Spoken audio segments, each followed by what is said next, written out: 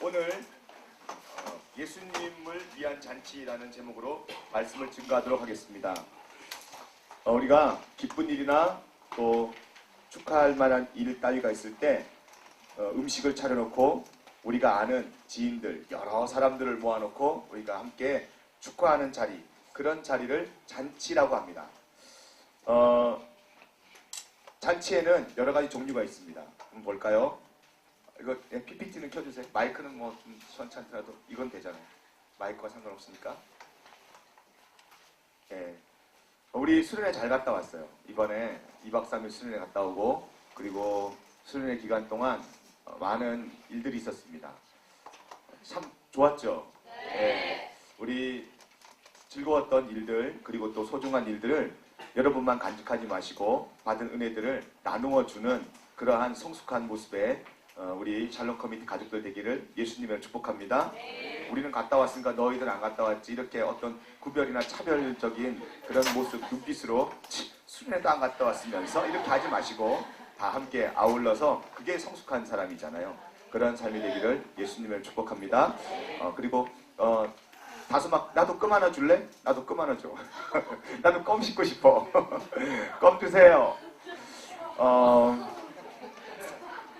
됐어요 이제? 잘 되네요. 고마워요. 역시 실력자들이고 능력자들이에요.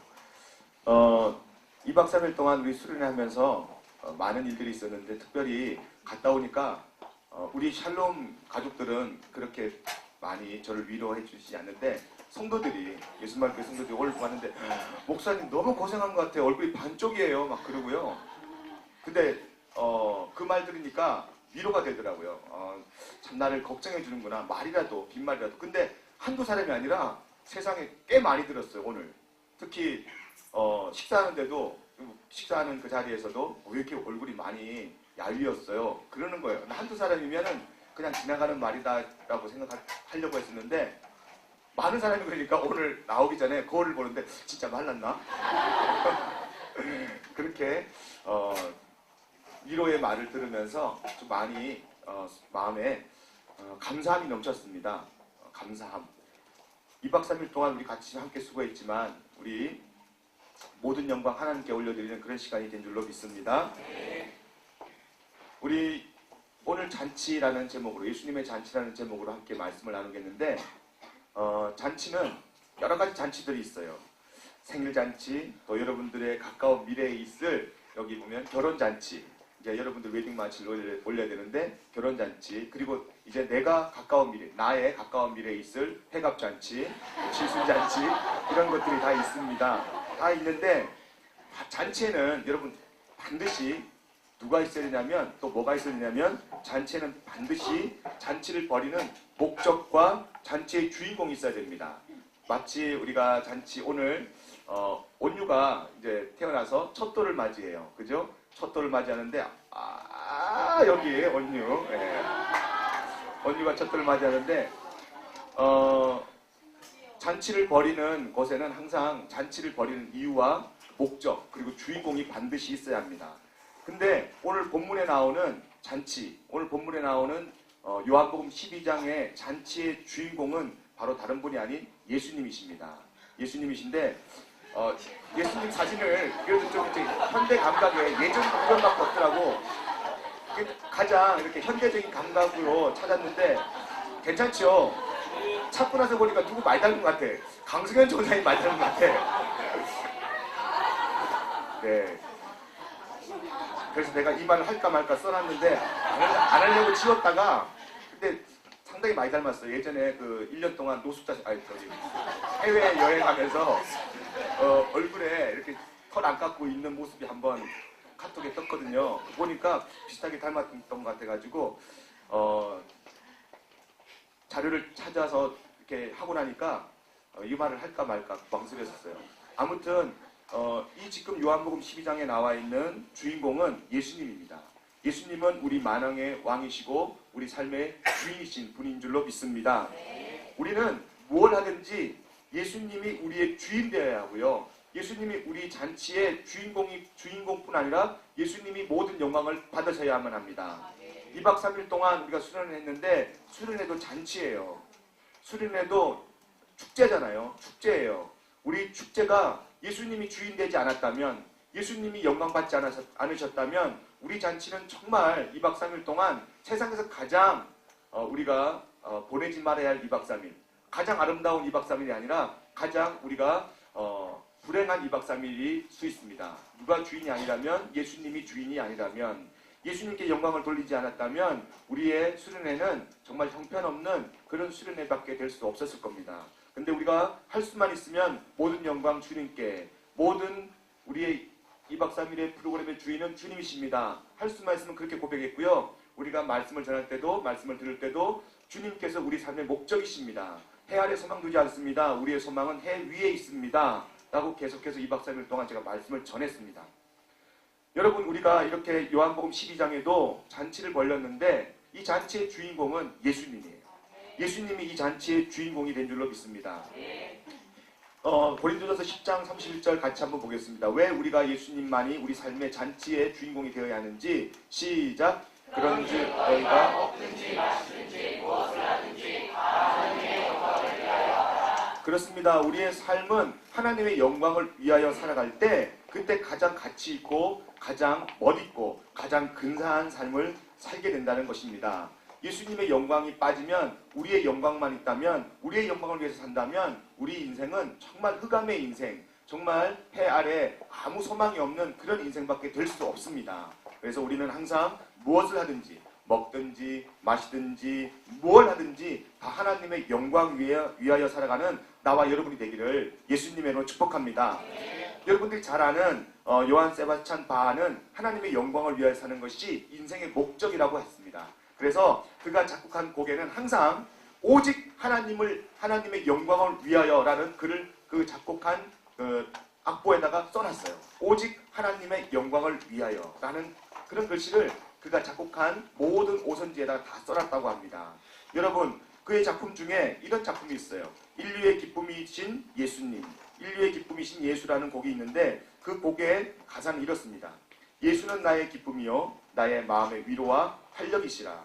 예수는 모든 슬픔을 막아주시니 그는 나의 삶의 능력이요 나의 눈의 즐거움과 햇빛이며 내 혼의 보물과 기쁨이로다.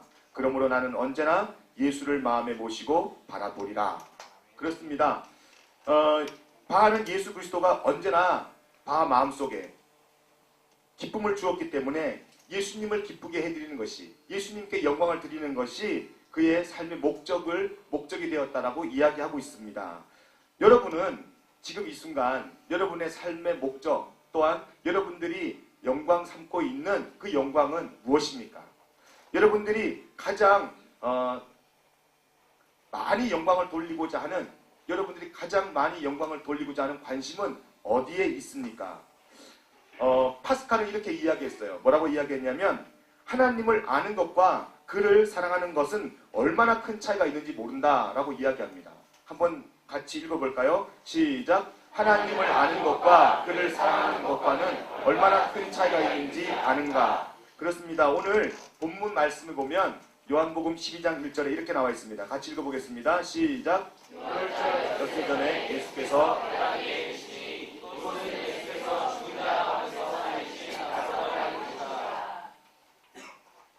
거기 보면 세 번역에 보면 이렇게 나와 있어요.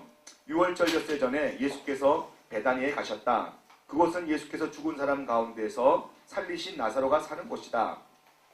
지금부터 12장부터요 19장까지 12장부터 19장까지는 예수님이 일주일 동안의 행적을 거기에 다 기록해놨어요.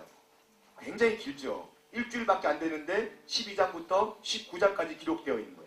굉장히 많은 요한복음의 그런 장들을 할애해서 예수님의 마지막 일주일, 가장 아름다운 일주일을 기록하고 있어요.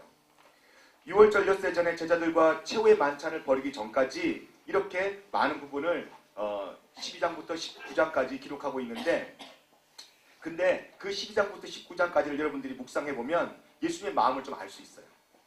내가 어제 밤부터 계속해서 이 부분을 묵상했어요.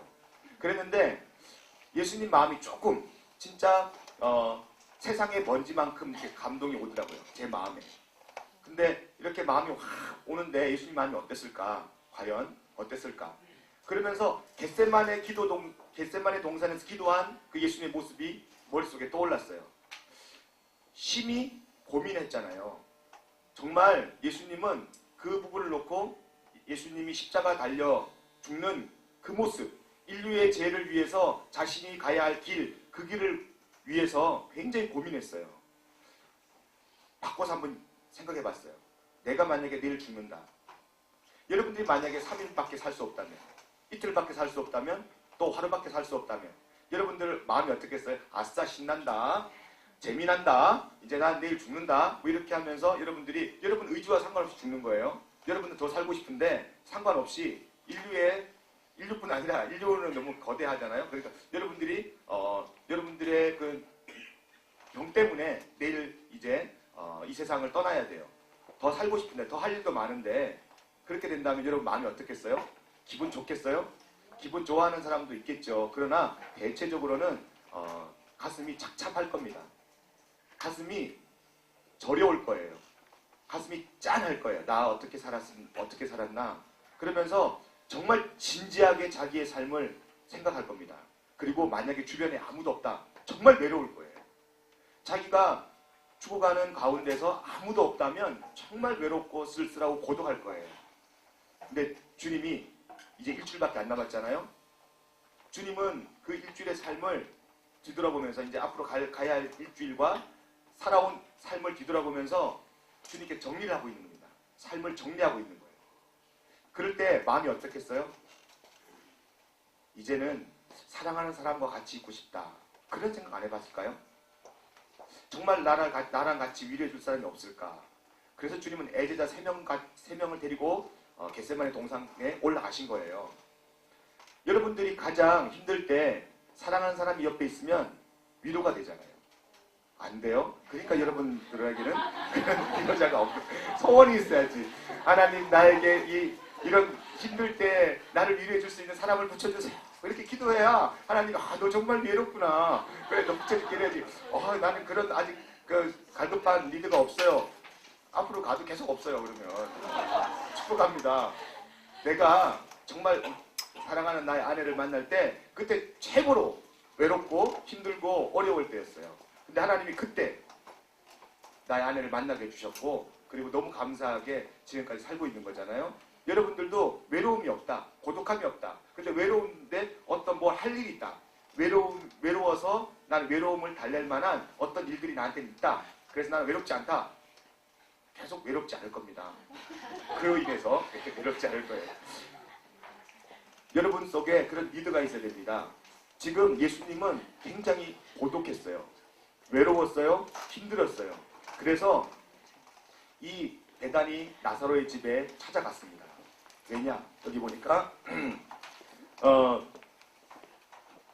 베다니에 있는 그곳은 예수님이 사랑하는 나사로와 마리아와 마르다가 있는 곳이기 때문이에요. 그래서 예수님은 그 사랑하는 사람들과 함께 같이 시간을 보내기 위해서 그곳에 간 겁니다. 베다니라는 뜻은 뭘까? 베다니는 무화과의 집 그리고 고통의 집이라는 의미의 뜻이 있어요. 베다니에는 예수님이 사랑하는 나사로, 마르다, 마리아가 있었습니다.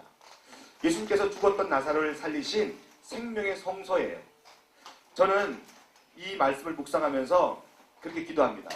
예수님이 왜 이 베다니, 다시 말해서 고통의 집인 여기에 찾아갔을까?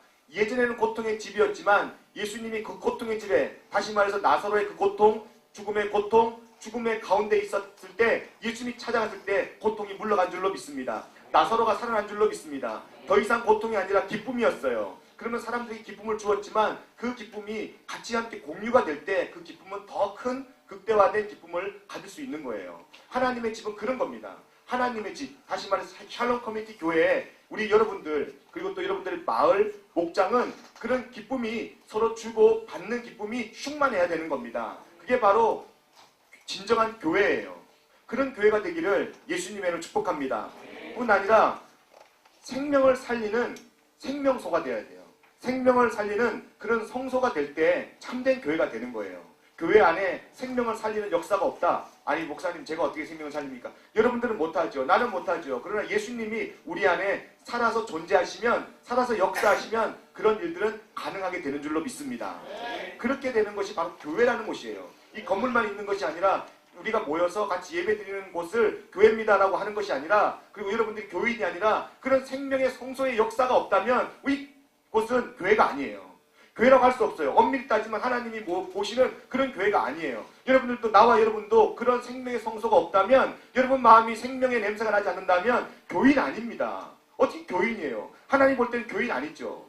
하나님이 볼 때는 누가 교인이라고 하냐면 생명의 냄새가 나는 사람, 그런 사람을 교인이라고 하는 겁니다. 그리고 여러분들 주변에 그 생명의 향기로 말미암아서 함께 같이 기쁨을 공유하고 기쁨을 나누고 기쁨을 서로 마음속에서 주거니 받거니 하는 그런 공동체가 바로 교회라고 하는 겁니다. 여러분, 우리는 그런 교회가 되기를, 또 그런 마을 목장이 되기를 예수님의 이름으로 축복합니다. 요한복음 12장 2절 말씀이에요. 같이 읽어보겠습니다. 시작.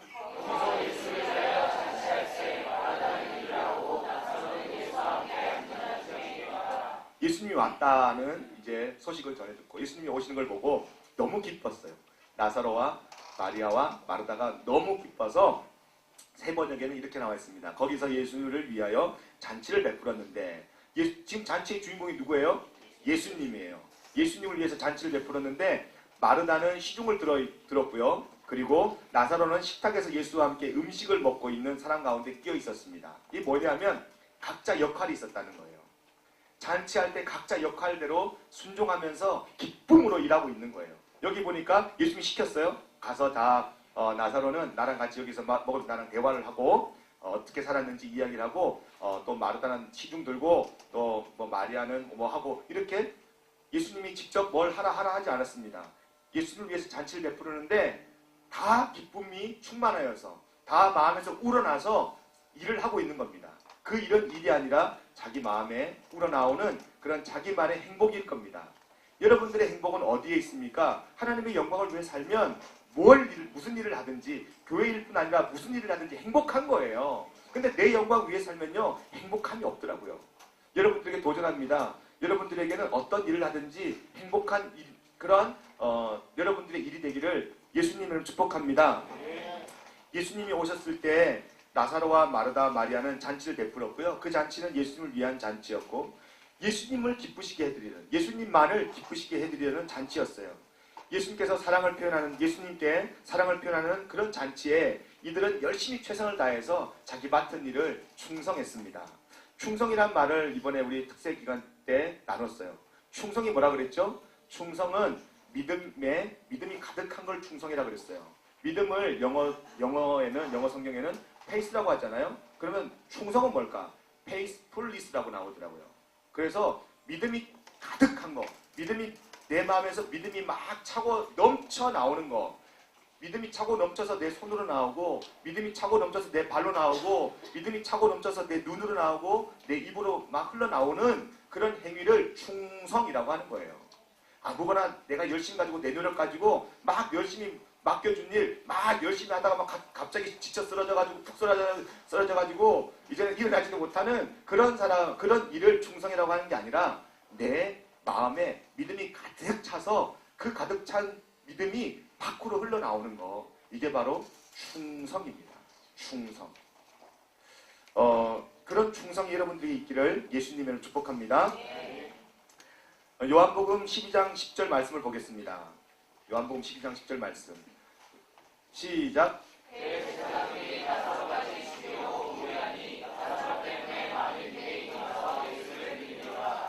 지금 새 번역에는 어떻게 나와 있냐면, 그래서 제사장들은 나사로도 죽이려고 모의하였다. 그것은 나사로 때문에 많은 유대 사람이 떨어져 나가서 예수를 믿었기 때문이다. 왜 내가 12장 10절, 11절을 여러분과 함께 나누고 있냐면, 본문도 아닌데 중요한 내용이에요. 왜 중요하냐? 지금 겉으로 보기에는 아무 문제 없어요. 지금 예수님을 위한 잔치가 겉으로 보기에는 아무런 문제가 없어 보여요. 그죠? 여느 잔치나 똑같이. 그런데 이 잔치에는 뭔가 기쁨 뒤에 감춰진 엄청난 어둠이 존재하고 있어요. 그게 뭐냐면 바로 이 나사로뿐 아니라 예수님을 믿는 사람들을 이 대제사장들이, 여러분 그 당시에 대제사장들이 뭐 마음 먹으면 다 할 수 있는 거 알죠? 종교 재판권도 있고 사법권도 있기 때문에 마음만 먹으면 다 할 수 있어요. 그런데 이 대제사장들이 뭘 하려고 지금 마음 먹었어요? 예수 믿는 사람, 나사로뿐 아니라 예수 믿는 사람은 다 죽이려고 지금 마음 먹었어요. 그러면 이 잔치는 그냥 여느 때 같이 돌잔치, 생일잔치, 회갑잔치, 결혼잔치 그런 기쁨만 있는 게 아니라 그 기쁨 저변에는 뭔가 묵직한 그림자가 흘러가고 있어요. 그 묵직한 그림자가 뭐냐면 바로 목숨을 건 잔치라는 거예요. 목숨을 건 잔치. 이 잔치는 그냥 외형적으로 보기에 기쁨만 있는 것이 아니라 지금 나사로와 마리아와 마르다 뿐 아니라 그 주변에 같이 함께 잔치에 참석한 사람들은요, 비장한 각오로 잔치에 참석했습니다. 비장한 각오로 죽으면 죽으리라. 기쁨만 있는 게 아니에요. 뭔가 마음에 결단하고 온 거예요. 여러분, 지금 여러분들이 예배 드릴 때 하나님의 영광을 위해 산다고요? 그렇다면 여러분들 마음에는 뭔가 비장한 각오가 있어야 됩니다. 죽으면 죽으리라. 아멘 안 할 줄 알았어요. 이 부분이 참 힘든 거예요. 죽으면 죽으리라. 할 수만 있으면은 무음으로 여러분들이 이 부분을 넘어가려 할 거예요. 이렇게 아멘 하셔야 될걸요? 이 세 남매는 지금 목숨을 걸고 예수님과 나사로를 죽이려고 하는 상황에서도 주님께 주임을 위한 그런 엄청난 잔치를 베풀고 있는 겁니다. 저는 이 잔치를 묵상하면서 누가 떠올랐냐면 주기철 목사님이 떠올랐어요. 여러분 잘 아는 주기철 목사님은 산정현 교회의 목사님이셨습니다. 그리고 부인은 우리 먼 할머니인 오정모 할머니였어요. 해방이 되자 주기철 목사님은 여러분 잘 알다시피 그 당시에 신사참배 다 했습니다. 일본이 세워놓은 동상 앞에 다 절했어요. 근데 목사님들이 절한 이유가 뭔지 아십니까? 목사님들이 절한 이유는 우리가 절하는 거 마음 안 들이면 되잖냐. 마음 안 들이면 우리 교회를 살려야지. 우리 교회를 살려야지. 그러한 마음에 서로 간에 합의하에 다 이루어진 겁니다. 그래서 우리가 지금 여기 절하는 거는 그냥 형식이야. 그냥 하면 되는 거야. 그리고 우리 마음의 본질은 변하지 않으면 되잖아. 우리 교회 위해서, 하나님 위해서 이렇게 해서 다 신사참배했습니다. 근데 주기철 목사님은 그걸 반대했습니다. 어떻게 악은 모양이라도 버리라고 했는데 그거 할 수 있겠나? 나 그렇게 못해. 예수님이 날 배신하지 않았는데 왜 내가 예수님 배신해? 그러면서요 끝까지 신앙 지켰습니다. 예수님을 위한 잔치에 자기 목숨을 거는 겁니다. 근데 결국은 많은 고문과 많은 그런 고통 끝에 주기철 목사님은 순교하게 됩니다. 순교하신 이후에 일어난 일들에 대해서 나와 있는 그 내용이 여러분들과 함께 나눌 내용입니다. 주기철 목사님이 돌아가신 다음에 이제 해방이 되었어요. 해방되고 난 다음에 그곳에 교회 연합회에서 이야기를 했어요.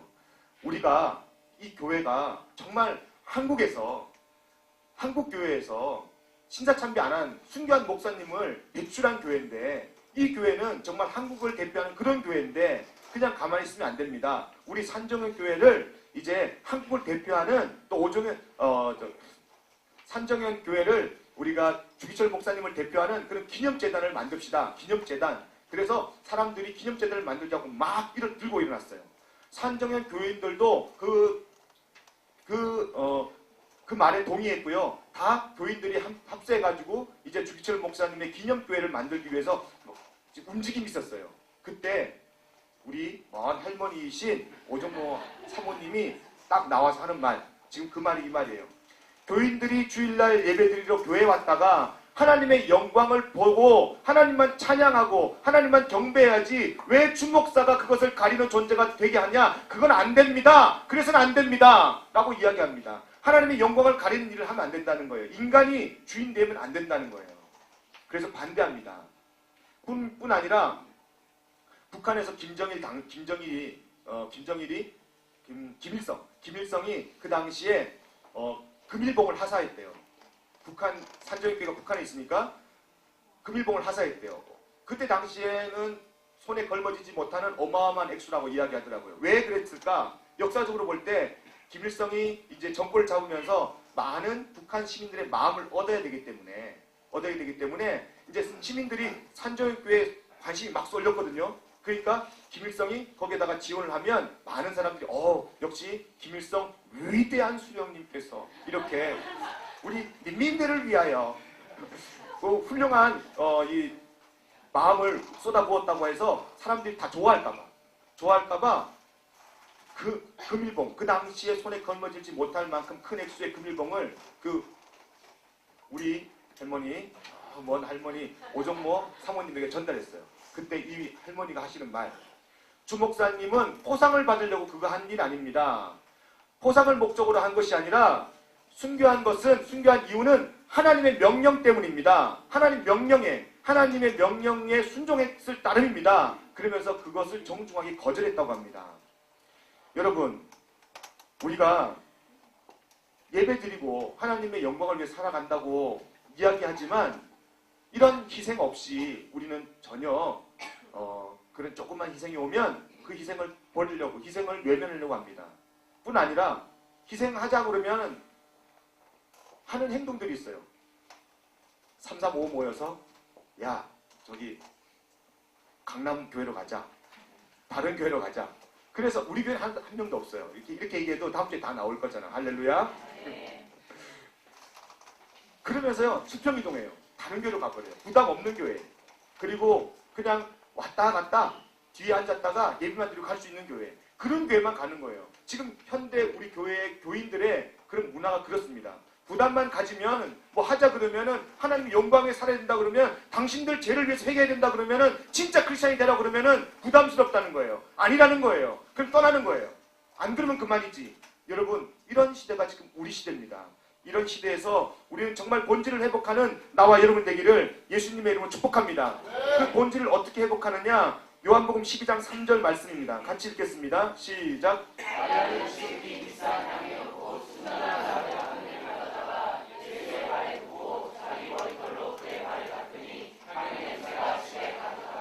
네, 세 번역을 제가 읽어드릴게요. 그때 마리아가 매우 값진 순나드 향유 한 건을 가져다가 예수의 발에 붓고 자기 머리털로 그 발을 닦았다. 온 집안에 향유 냄새가 가득 찼다라고 나옵니다.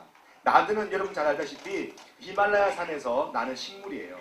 근데 이 히말라야 산에서 나는 식물의 향을 뽑아서 만든 그러한 이 향수가 바로 나드입니다.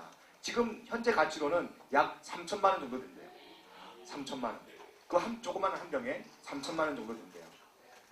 근데 이 3천만 원 정도 하는 향유를 가져와서 어디에다 붓대요? 예수님의 발에다가 부었대요. 예수님의 발. 그냥 땅바닥에 그냥 쏟아 부은 거예요. 이게 여러분 이해가 돼요? 3천만 원. 3천만 원이면 뭘 해도 할 거고요. 우리 참 수련회 때 돈 많이 들었는데 수련회 3번 할 수 있어요. 3번. 2박 3일 수련회 3번 할 수 있고 4박 5일 한 일주일씩 2번 할 수 있어요. 일주일씩. 수련회. 우리 전체가 다. 비전 벤처 열정일방 싹 다 2번이나 할 수 있는 그런 큰 돈입니다. 그런 큰 돈을 예수님 발 앞에 그냥 아무런 조건 없이 쏟아 부었습니다. 마리아는 왜 그랬을까? 이유를 알아야 됩니다. 마리아는 예수님을 사랑했기 때문에 그렇게 한 줄로 믿습니다. 그래서 예수님을 높이기 위해 자신을 죽이는 것이 전혀 문제가 되지 않았습니다. 자기를 위해서 준비한 그런 나드였지만, 자기 자신을 위해서 준비한 돈이었지만, 자기 자신을 죽이고 자기 자신의 목숨 같은 돈이었지만, 그 목숨보다 더 중요한 자기를 위해서 쓰고자 준비했던 것, 주님을 위해서 내놓는 거 하나도 아깝지 않았습니다. 주기철 목사님처럼 말이죠. 왜? 사랑했기 때문에. 사랑하면 다 들을 수 있더라고요. 사랑하면. 사랑을 안 해보니까 여러분들이 지금 그렇게 감동이 없는 거예요. 정말 사랑하면 다 줄 수 있어요. 여러분들이 나한테 물어봐요. 목사님 사랑하면 사모님에게 다 줄 수 있어요? 물어봐요. 나한테 지금. 왜 시원찮은 답을 여러분들이 알고 있습니까? 내가 거짓말 할까봐? 정말 사랑하면 다 줄 수 있어요. 사랑하면 못 줘서 안달이에요. 아깝습니다. 아까운 여기서 경찰 진실이 나와버렸네. 다른 말 할 때는 땀이 안 나는데 지금 땀나. 여러분 편집해주세요. 사랑하면 아까운 것이 없어요. 정말이에요. 사랑하면 아까운 것이 없습니다. 자신을 위해서 정말 소중하게 간직하던 것, 정말 자기 목숨 같은 것, 주님 사랑하니까 두 번 생각하지 않고 주님 발 앞에 깨어놓습니다. 그리고 그곳이, 예전에는 그곳이 사람들로 인해서 사람들 냄새, 이번에 수련회 갔는데 제가 이제 찬양할 때 중간에 들어갔어요. 중간에 들어갔는데 문을 딱 열자마자 그냥 약 뿌린 줄 알았어요. 약. 지독한 약을 막 뿌려놓은 줄 알았어요. 그래서 제가 딱 들어가지만 딱 때려주려고 하다가 의자를 딱 붙잡았어요. 이게 왜 이러지? 왜 이 안에서 사람 죽으면 나는 냄새 같은 거 나지? 정말 음식이 한 10일 동안 뜨거운 여름에 바깥에다 내놨을 때 딱 들을 때 나는 냄새 있잖아요. 그런 냄새가 확 나는 거야. 그래서 막 갑자기 휙 돌더라고, 제가 이렇게. 성령의 역사인가 이게? 진짜. 근데 그 엄청난 공간 속에서요, 다 뛰면서 찬양했어요. 뛰면서. 그래서 뛰면서 찬양하니까 호흡이 가빠지잖아요? 그런 사람들 막 뛰라 그랬어. 왜냐면 많이 마시면 좀 없어질까봐. 더 뛰어! 막 그랬는데, 뭣도 모르고 막 사람들 막 뛰더라고요. 젊으면 막 뛰는데, 빨리 없어져야 되는데, 없어지지도 않더라고요. 그래서 굉장히 힘들었어요. 그때 제가 깨달았어요. 그때 중간중간에 문을 확 열었거든요. 중간중간에. 이제 찬양 끝나고 틈이 있을 때 문을 다 열었어요. 양쪽 창문 다 열고 다 열었는데 거기에 그렇게 진짜 세상에서 뭐라고 표현할 수 없는 독한 냄새들이 싹 빠져나가고요. 바깥에 시원한 바람이 확 들어오는데 너무 좋은 거예요. 너무 좋은 거예요. 나 공기 그렇게 좋은 거 처음 봤어요. 차가운 것이 괜찮아요. 차가운 것도 아랑곳하지 않고 다 좋아가지고 숨이 그렇게 쉬기가 편한데 저는 그때 깨달았습니다. 내 마음의 문을 다 닫고 있으면 이렇게 내 마음에는 어떤 냄새가 날까? 내 마음에는 그런 세상에 썩는 냄새들, 욕심, 탐심에 가득한 냄새들, 그런 냄새들이 가득한데 자기는 모를 거예요. 그때 여러분들 마음의 문을 열면요, 정말 이 내 속에 있는 더러운 냄새들이 싹 다 빠져나가고 정말 좋은 신선한 공기들이 여러분 마음속에, 누구 공기가 들어올까요? 예수님의 공기죠. 예수님의 공기가 내 마음에 들어와서 정말 세상에서 다 많은 사람들에게 빛의, 소금의, 그리고 향기를 바라는 참된 크리스찬이 될 줄로 믿습니다. 예배는 그런 거예요. 예배는 내 마음의 문 여는 거예요. 내 속에 있는 냄새들 괜찮아요. 주님이 그 냄새 다 가져가신대요. 주님은 엄청난 공기청정기 같은 역할을 하시는 분입니다. 그래서 이곳에서 내 마음의 문을 열면 주님이 내 마음에 있는 냄새를 싹 다 걷어가 주시고 내 마음속에 세상에서 정말 맡을 수도 없는 그런 아름다운 향기, 그런 이 나드의 순전한 향기를 내 마음에 부어주시는 그분이 바로 예수님입니다. 그 사랑을, 그 경험을 누가 했어요? 마리아가 했어요. 마리아가. 자기 오빠가 죽어서 4일 동안 썩어 냄새나는 그 공간을, 무덤을 열었더니 막 냄새가 진동을 합니다. 썩은 냄새가. 근데 마리아는 똑똑히 그 장면을 봤습니다. 썩어 냄새나는 송장에서 생명의 냄새가 나는 그런 오빠의 삶을, 오빠의 그 기적의 현장을 마리아가 똑똑히 봅니다. 그러면서 이 향기, 이거는 아무것도 아니야. 주님의 발 앞에 부어도 돼. 그리고 결단합니다. 잔치도 목숨을 걸었지만 희생을 합니다. 자기 거 다 갖다 부어요. 여러분, 이게 바로 예수님을 향한 우리의 마음의 그런 사랑의 표현이 돼야 될 줄로 믿습니다. 여러분, 우리 예배 드릴 때 그렇게 예배 드려야 됩니다. 또 우리가 여러분 살아갈 때 그렇게 살아야 합니다. 여러분들 삶의 현장에 여러분만 있으니까 아무도 없는 것 같죠? 아무도 없는 것 같죠? 하나님은 그 순간에도 다 보고 계신 줄로 믿습니다. 분당에 있는 어느 교회에 기획위원회에 장로님들하고 목사님들만 모이면, 회의만 하면 막 싸웠대요. 제가 수련회 때 얘기했잖아요. 싸우고 막 다 싸우고. 근데 목사님이 하도 가슴 아파가지고 그 기획위원회 당회실에다가 크게 문구를 썼대요. 엄청나게 크게. 하나님이 지금도 보고 계십니다. 딱 써놨대요. 그랬더니 그때부터, 그 다음부터는 장로님들이 안 싸우더래요. 하나님 보고 계신다고 생각하니까. 우리도 마찬가지입니다. 하나님이 보고 계신다는 것을 의식하는 순간 우리는 참된 예수님에 대한 사랑을 표현할 수 있고요. 절망이요, 좌절이요, 하나님 없으면 그렇게 할 수 있죠. 하나님 없으면 우리가 슬퍼할 수 있죠. 하나님 없으면 내가 낮은 자존감과 열등감 때문에 포기할 수밖에 없죠. 실패가 나에게 실패밖에 될 수가 없죠. 그러나 하나님 보고 계세요. 하나님 여러분과 함께 하고 계세요. 하나님과 함께 하신다면 그 실패는 실패가 아니라 또 일어설 수 있는 용기로 거듭날 줄로 믿습니다. 성공을 하게 하는, 내가 정상의 자리에 올라서게 하는 그런 좋은 미끄럼이 되게 할 줄로 믿습니다. 누가 함께 하시면? 하나님이 나와 함께 하시면. 염려하지 마세요. 여러분과 함께 하시는 분이 하나님이신 줄로 믿습니다. 마리아는 그걸 알았어요. 그렇기 때문에 깨부셔도 된다고 생각했습니다. 왜냐하면 더 좋은 것, 내 소망은 해 아래에 있는 것이 아니라 솔로몬처럼 해 아래 소망을 두었을 때는 모든 것이 헛되다고 솔로몬이 이야기했잖아요. 왕이었습니다. 다 가졌어요. 근데 다 가진 자가 뭐라고 이야기합니까? 해 아래 소망이 없다라고 이야기합니다. 이 마리아는 그걸 알았어요. 내 소망은 해 아래에 있는 것이 아니라 해 위에 있다라고 고백합니다. 그래서 예수님 발 앞에 갖다 붙습니다. 예수님 발 밑에다가 내 소망 두지 않겠습니다. 내 땅 아래다가 소망 두지 않겠습니다. 깨부십니다. 그리고 내 소망은 하늘에 있습니다. 해 위에 있습니다. 마리아는 그렇게 고백합니다. 그게 여러분 진짜 크리스찬의 모습인 줄로 믿습니다. 주기철 목사님은 해 아래 소망 두지 않았어요. 해 위에 소망 두었어요. 오정모 사모님도 마찬가지입니다. 해 아래 두지 않았습니다. 해 위에 두었습니다. 여러분 삶은 어때야 되겠습니까? 해 아래 소망 두고 살겠습니까? 아니요. 그러면 계속 냄새납니다. 해 위에 소망 두시기를 예수님의 이름으로 축복합니다. 우리 교회는 이런 교회가 되어야 됩니다. 우리 샬롬 커뮤니티 교회는 이런 교회가 되어야 돼요. 여지껏 나는 몰랐어요. 해 아래 소망이 있는지, 해 위에 소망을 두고 있는지, 우리가 어디에 있는지, 어디에 머물러 있는지, 우리 주소가 어딘지 몰랐어요. 근데 묵상하면 묵상할수록 하나님 마음 부어주세요.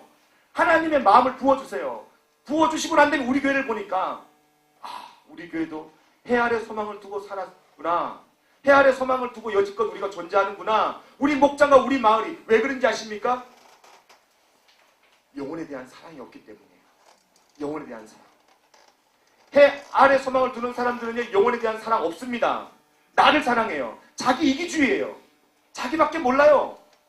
그런데 해 위에 소망을 두는 사람은 하나님의 마음을 품기 때문에 결코 자기만을 사랑하지 않습니다.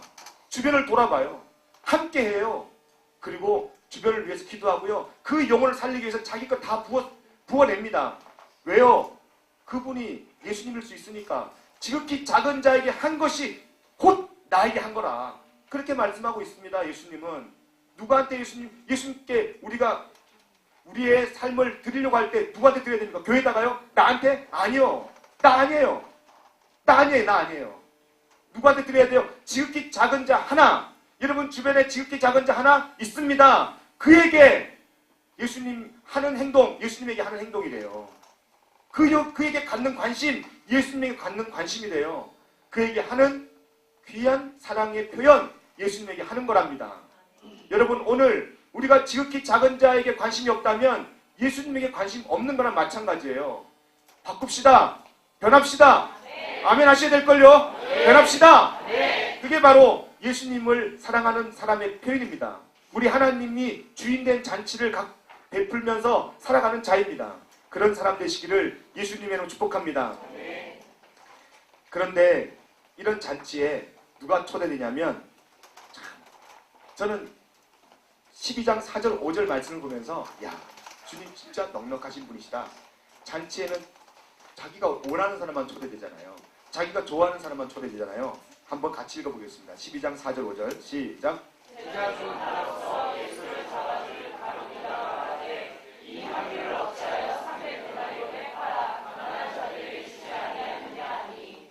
지금 유다가 하는 말이, 유다는 참 천덕부리기 같아요. 천덕부리기.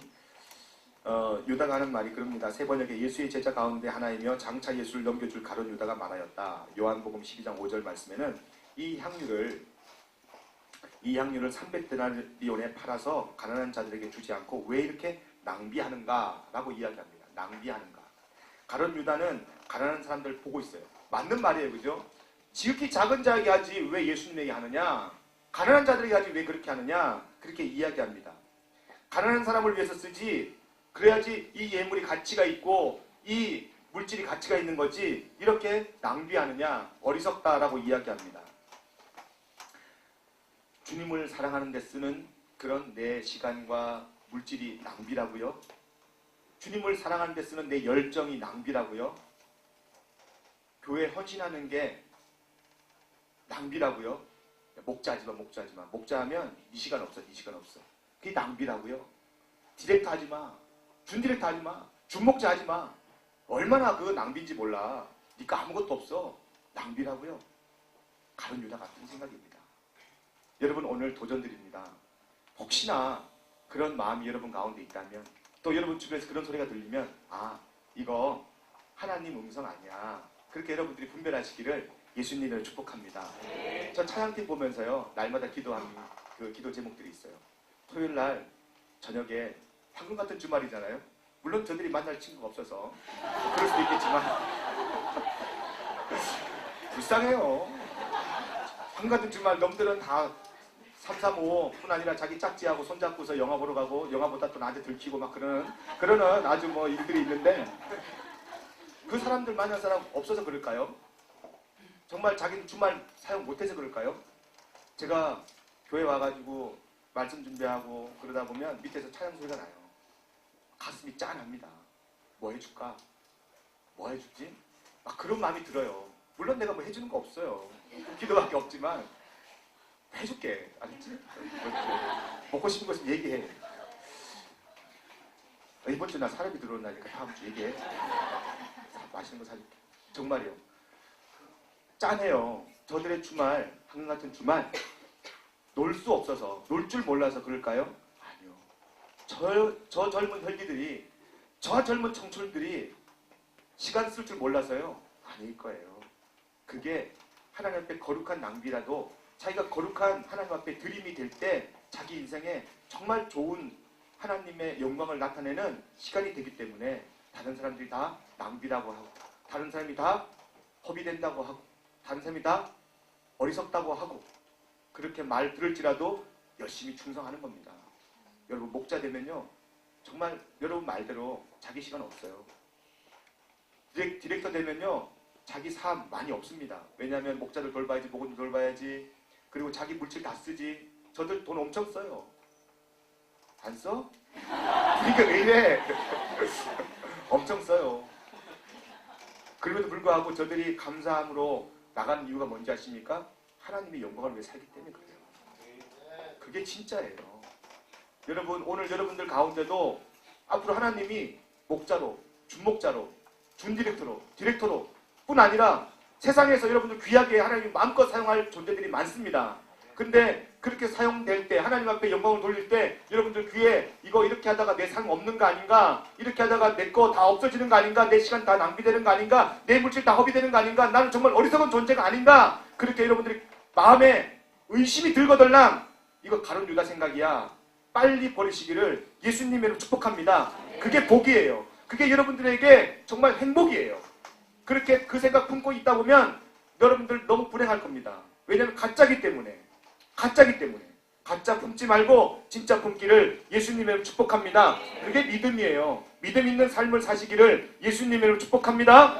믿음이 아직 어릴 때는 그런 생각할 수 있어요. 그러나 믿음이 점점 장성하면 하나님 마음을 알게 되고요. 진짜 사랑이 뭔지 깨닫게 됩니다.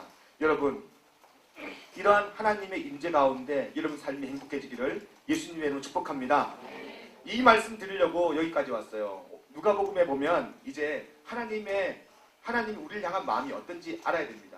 제가 마리아를 묵상하면서 마리아가 어떻게 그런 하나님의 마음을 알았을까? 하나님의 그 마음을 어떻게 알고 표현했을까? 묵상하다가 누가복음 15장의 내용들, 세 가지 비유가 나오죠. 누가복음의 15장의 비유 중에 세 가지 비유 중에서 특별히 드라크마 비유가 있습니다. 그 드라크마 비유를 같이 함께 보겠습니다. 누가복음 15장 8절 같이 볼게요. 시작.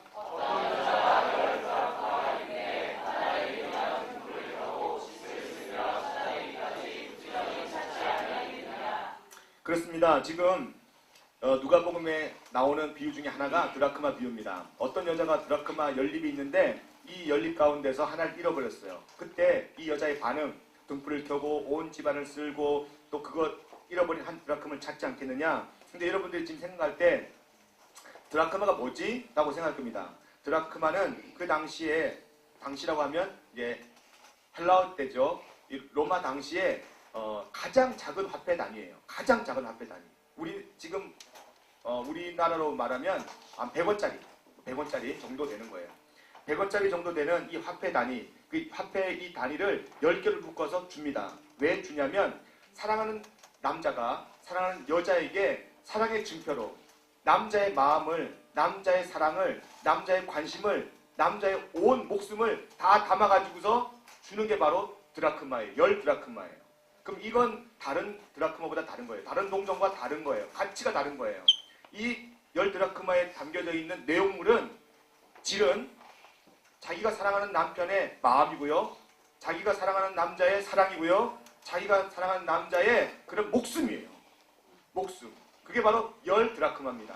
그래서 이 10드라크마는 묶어가지고 머리띠도 하고요. 또 어떤 사람은 손목에도 묶어요. 그리고 목걸이도 해요. 대신에 잘 때든 걸어갈 때든 밥을 먹을 때든 뭘 할 때든 이 10드라크마 목걸이든 머리띠든 뭐든지 풀지 않습니다. 빼지 않아요. 잘 때도 꼭 하고 자요. 그게 바로 10드라크마입니다. 뿐 아니라 이 10드라크마가 한번 보겠습니다. 10드라크마 중간에 썼네.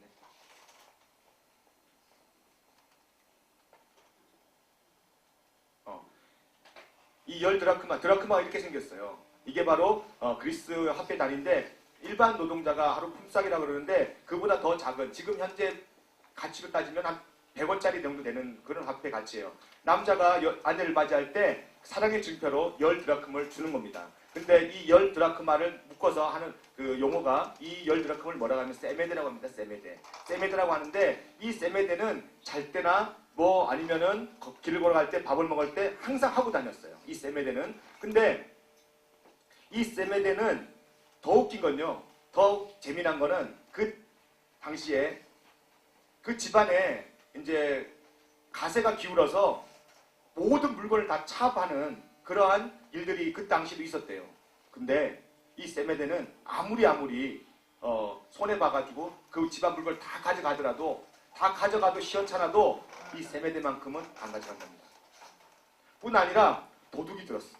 강도가 들었어. 그래가지고 집안 물건을 훔쳐갈 때 세메디만큼은 안 가져간대요.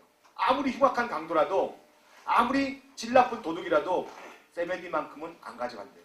그게 문화래요. 엄청나죠? 그러니까 모든 사람들이 다 그 세메디만큼은 다 소중하게 생각하는 거예요. 모든 사람들이 다 소중하게. 그렇게 생각하는 세메디 있기 때문에 이 여인이 생각하는 이 여인의 가치는 이 세메디는 남편의 목숨이에요. 자기 사랑하는 사람의 목숨이에요. 목숨을 잃어버렸는데 안 찾겠어요? 찾지.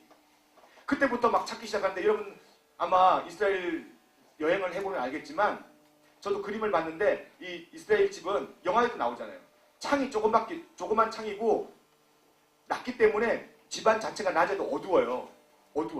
그리고 이 바닥이 진흙에다가 지푸라기를 깔았어요. 그래서 우리처럼 이렇게 눈으로 봐서는 몰라요. 그 지푸라기 다 걷어내야 돼.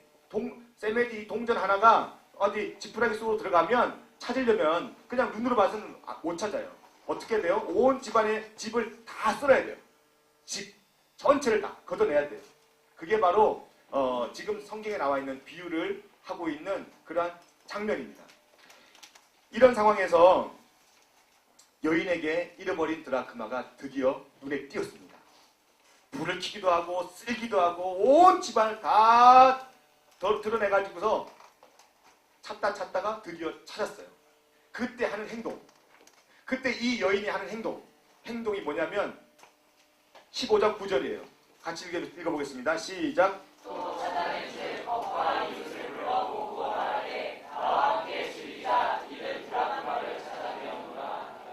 네, 지금 봐봐요. 경제적인 그런 가치로 따지자면 드라크마는 한 100원 정도 된다 그랬어요. 근데 지금 여기 얼핏 봐도 지금 이 축제에 얼핏 봐도 한 500명은 와 보이죠? 500명. 뒤에 쭉 있거든요. 쭉 있어요. 여러분 눈에 보이지 않지만 선한 사람들 다 보여요. 쭉 뒤에 있는데 500명에서 한 1000명 돼요. 근데 지금 여기 이 사람들이 먹는 한 사람의 식사가 2만 정도 하거든요. 지금 오늘 주대 집사님 그 돌잔치 때 먹는 식사도 한 그 정도 하지 않나? 그죠? 몰라요? 나도 모르겠지만 어쨌든 여기 그러니까 계산하기 쉽게 500명이라고 합시다. 500명. 그리고 한 사람한테 한 2만 원씩 이렇게 우리가 초대해서 식사를 해요. 그럼 얼마죠? 1,000만 원이죠. 여러분 지금 경제적으로 이게 수치가 맞아요? 100원짜리 하나 찾았다고 1,000만 원을 투자해가지고 지금 잔치하는 거 이게 맞아요? 안 맞아요? 경제 상황으로 안 맞아요. 근데 이게 바로 하나님 나라래요.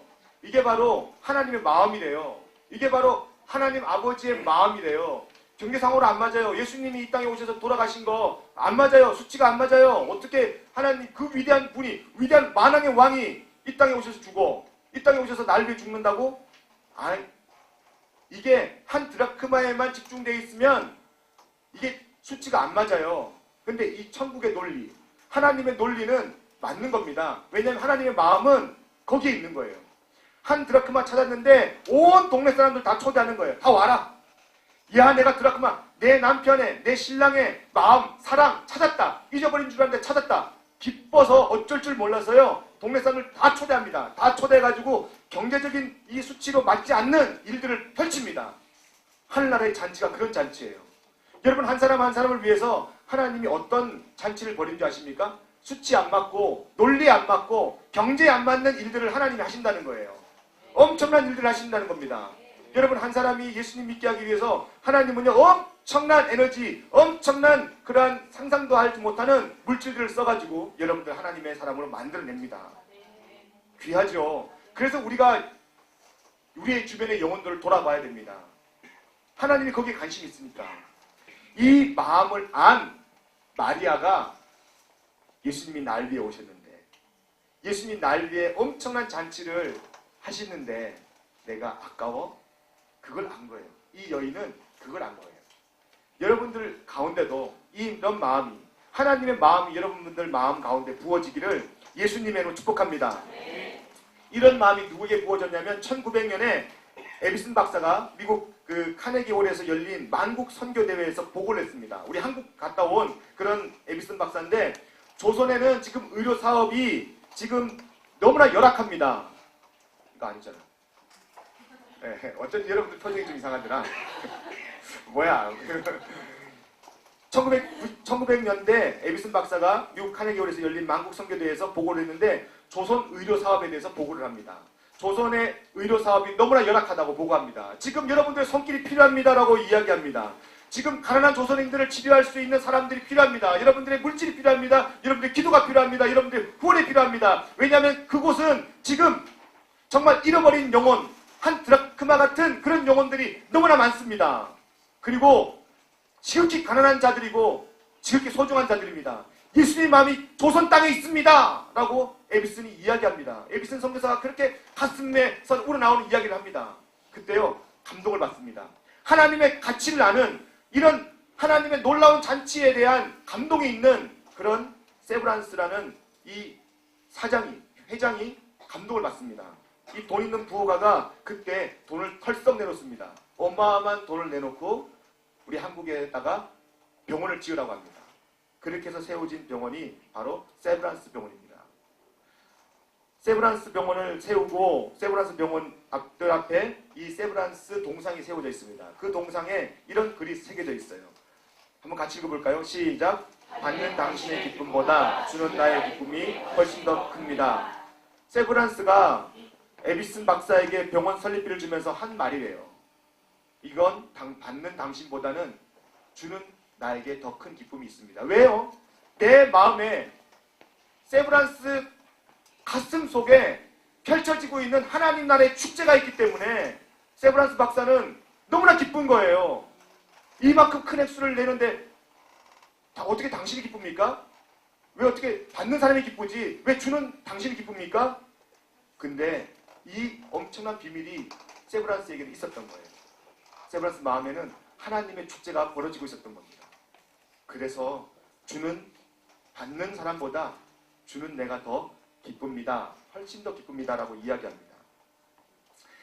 여러분들이 아는 사람도 있을 텐데 마야 앤젤루라는 미국의 시인이면서 소설가인 이 사람은요, 미국에서 가장 영향력 있는 흑인 여성으로 손꼽히고 있습니다. 이 마야 앤젤루라는 사람은 처음부터 영향력 있는 그런 가정에서 태어난 게 아니에요. 어릴 때 부모가 이혼합니다. 그래서 할머니 밑에서 자라게 돼요.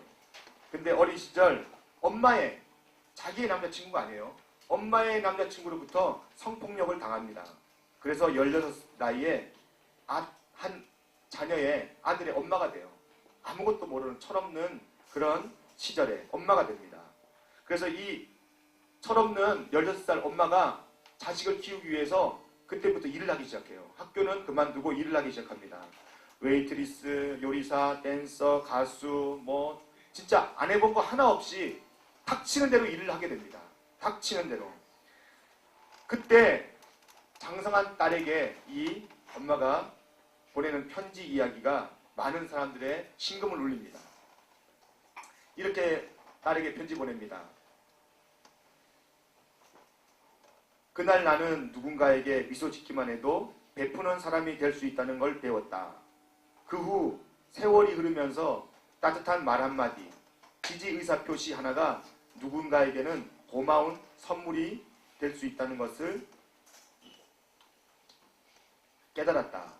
내가 옆으로 조금만 움직이면 다른 사람이 앉을 수 있는 자리가 생긴다. 한 사람에게 미소를 지으십시오. 라는 그런 내용을 딸에게 편지를 보냅니다. 여러분, 많은 어려움이 있었지만 여러분들이 마야 앤젤루 같은 상황이 안 돼봐서 모르겠지만 이 마야 앤젤루 같은 상황을 우리가 한번 상상해 보십시오. 얼마나 밑바닥의 인생을 살았겠어요. 그럼에도 불구하고 그 누군가가 따뜻한 말 한마디를 해주고 지지해주고 격려해주고 그리고 그 마음을 위로해줄 때 마야 앤젤루는 일어날 수 있었어요. 세상에서 가장 미국 흑인 여성 중에서 영향력 있는 그런 사람이 되었습니다. 누가 그런 영향력 있는 사람이 되라고 누가 그런 영향력을 주었을까요? 그렇죠. 예수님의 마음을 품은 그 누군가가 지지해주고 따뜻한 말 한마디 해주고 관심 가져주고 그럴 때 이런 영향력이 있는 사람이 나타나는 거예요. 여러분, 우리가 왜 주변을 돌아봐야 됩니까? 여러분들의 따뜻한 말 한마디 때문에, 관심 때문에 세상에서 가치 없이 사라질 그런 사람이라 할지라도 여러분들의 지지 때문에, 여러분들의 관심 때문에 그가 이 세상에서 가장 선한 영향력을 가지고 위대한 영향력을 가지고 살아갈 존재가 될 수도 있다는 거예요. 관심 가져야 되겠습니까? 안 가져야 되겠습니까? 왜 10명만 가지고 나머지는 안 가지려고 그럽니까? 아버지의 마음이에요. 우리에게 관심을 갖고 있는 그 주님의 마음이 우리 마음에 부어진다면 우리는 주변에 관심 안 가질래야 안 가질 수 없습니다. 또한 여러분들 언어를 바꾸세요. 언어를 많이 바꾸세요. 하나님의 마음이 여러분들 마음에 부어져서 여러분들 언어가 바뀌어지기를 예수님의 축복합니다. 할 수만 있으면 격려해주는 말, 지지해주는 말, 칭찬해주는 말, 그리고 여러분들 언어가 사람을 살리는 말이 되기를 예수님의 축복합니다. 할 수만 있으면 그렇게 하세요. 말씀의 결론을 맺습니다. 여러분이 짓는 미소, 또한 여러분이 하는 따뜻한 말, 여러분들이 사람을 향하여서 지지하는 그 말 한마디, 또 여러분들이 주변에 있는 지극히 작은 영혼에게 내어주는 그 한 자리, 그런 자리 때문에 하나님은 기뻐할 거고요. 하늘에서는 축제가 열린다는 사실입니다. 그런 모습으로 살아가기를 예수님의 축복합니다. 기도하겠습니다. 하나님 감사합니다. 오늘 이 시간 우리가 하나님 마음을 본받고 또한 목숨을 건 잔치를 통하여 하나님께 영광 돌리는 삶을 어떻게 살아가는지 배웠습니다. 주님, 이 시간에 한 사람 한 사람 하나님의 마음을 부어주셔서 하나님의 뜻 안에서 우리가 하나님께 영광을 돌리며 우리의 삶이 내 삶이 아니라 하나님의 삶이 될 때 내 소망이 해 아래 두는 것이 아니라 해 위에 둘 때 우리의 삶은 가장 가치 있고 값지고 보람된다는 것을 깨닫게 하여 주옵소서. 이 시간 그런 귀한 삶을 살기를 소원합니다. 하나님 마음을 부어주시옵소서. 우리 같은 마음으로 이 기도 제목으로 함께 기도하겠습니다. 다 같이 함께 기도하겠습니다. 말씀 생각하시면서 같이 기도합니다.